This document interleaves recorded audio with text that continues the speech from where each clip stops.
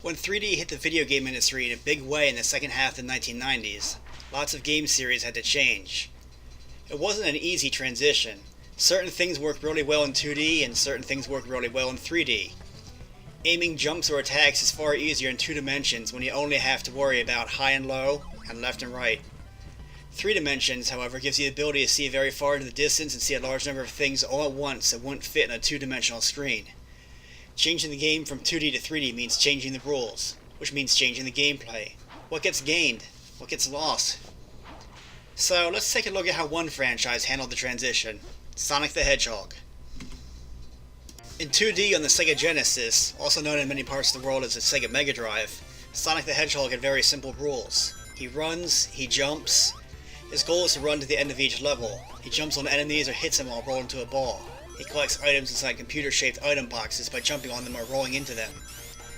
There are various things such as springboards that Sonic can interact with, but the basic gameplay is very simple.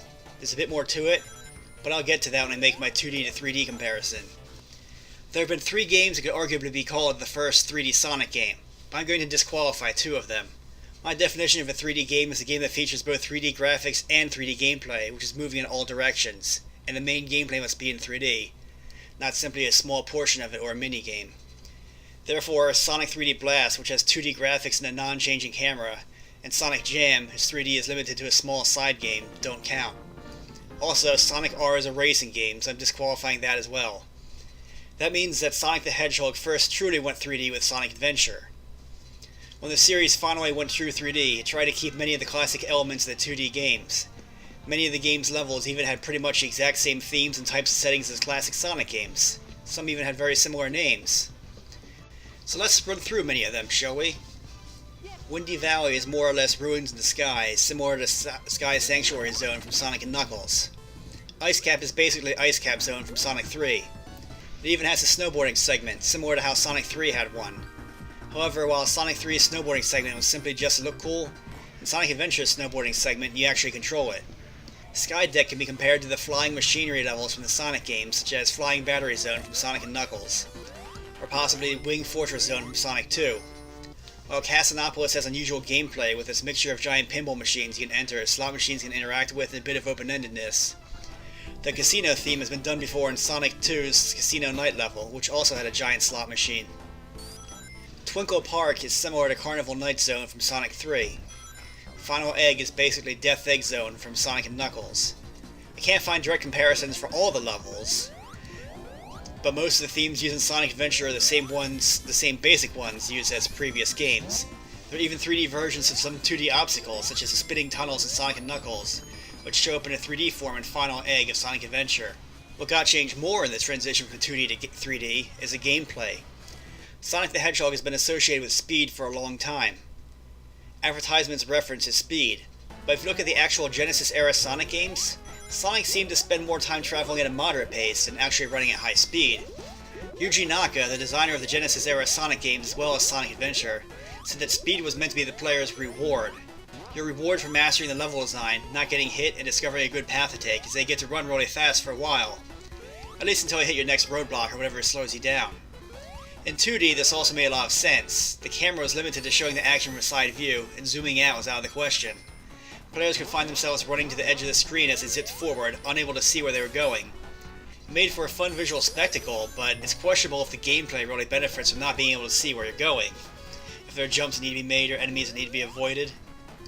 So Sonic simply wasn't about constant fast running, but in Sonic Adventure, with a 3D camera pointing the way forward so players could easily see what's in front of them, that changed. Sonic Adventure increased Sonic's speed exceptionally high. It could afford to, since players could easily see the obstacles in the way as they progressed forward due to the 3D perspective. The game still had a lot of slow down and aim your jumps moments, but there was a lot more fast forward movement than before. Sonic was fulfilling the promise the advertisements had sold to players. He was finally moving really fast most of the time instead of only some of the time. Speed was no longer necessarily the reward for mastering the levels. It was the core gameplay now. 3D tends to have a big effect on how jumps are aimed, and Sega was aware of that. The solution was to give Sonic an ability known as a homing jump. Players could jump and then press the jump button again in midair to home in on the nearest enemy or item. It kept the momentum going in 2 ways. 1, Players can more easily reach the exact enemy or item they're trying to hit rather than have to navigate their movement exactly in 3D space. And 2, if you homing jump again right after defeating the enemy or collecting the item, you return to running at high speed again. The ability to roll into a ball is kept as well, now performed by pressing a button rather than holding down and hitting the button. Performing this move is faster than it was in the 2D Sonic games, where you previously had to hold down and press a jump button, but now pressing the roll button a second time also causes Sonic to immediately get back on his feet, allowing him to maintain his speed. One thing that changed drastically in the transition was loop-de-loops. In the 2D Sonic games, you needed a reasonable amount of speed to run along these obstacles that caused Sonic to go around in a circle. If you're not fast enough, you either can't make it up the circle or you fall down. But in Sonic Adventure, if you simply reach the loop-de-loop, it's pretty automatic. Sonic just goes around in a circle and passes through. It's no longer a gameplay element so much as just a visual one that's put in the game as a way of maintaining one of the Sonic game's signature features. One major feature that got lost in the transition to 3D, however, was alternate paths in the levels. The 2D Sonic games were loaded with them. As you made your way through the levels, paths would diverge frequently. They'd often join back together at a single point, but you had many choices of where to go, lots of hidden areas to discover, and lots of routes to choose from. There's often a best route for reaching the end the fastest, but players who wanted to explore or try different things could do so. In Sonic Adventure, this is almost entirely lost. Most levels had 1 or 2 hidden areas, or maybe 1 or 2 minor alternate routes, and that's it. The camera would focus on going forward, and any alternate routes that exist are often either not obvious at all, or just something as simple as choosing to either run through a very short tunnel, or bounce on a spring to take the short path just above the tunnel. Hidden secrets are rare, but there are a few cool ones.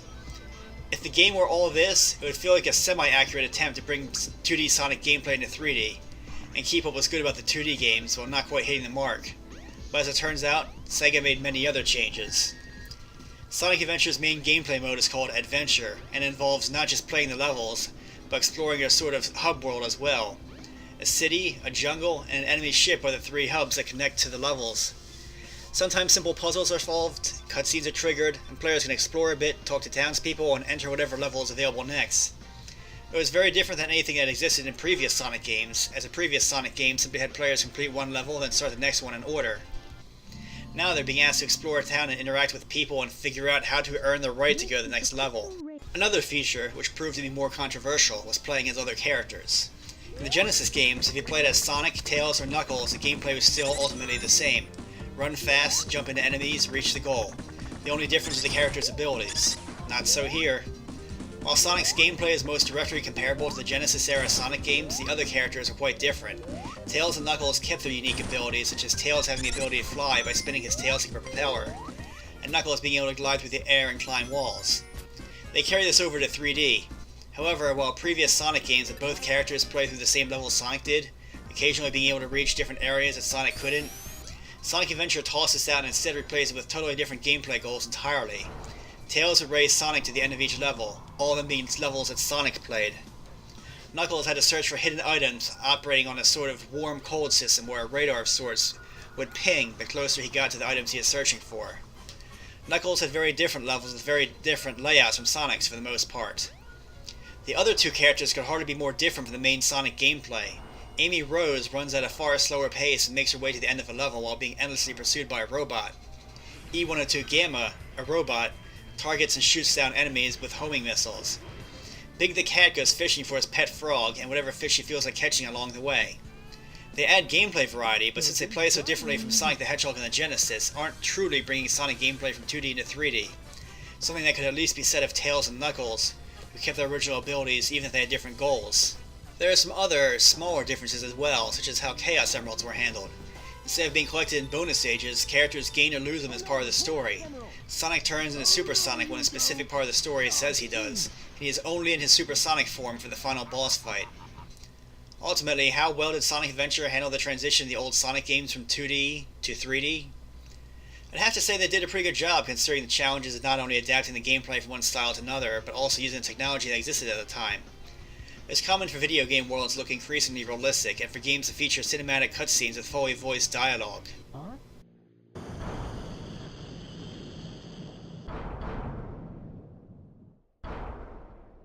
Oh wow! It's changed shape! Did you see that? Darn! This makes it harder for us to get to the bridge. I hate it when he doesn't listen. Players would likely expect some of these features in the game, and Sega provided them. While I was disappointed at the lack of alternate routes to take during the levels, I had a lot of fun playing the game over and over again when I first got it. I was hooked on the incredibly fast gameplay, and I liked seeing how Sonic was adapted into 3D, seeing familiar looking locales in a new way. Months later, my opinion on the game would sour a bit, but at first, it was incredible.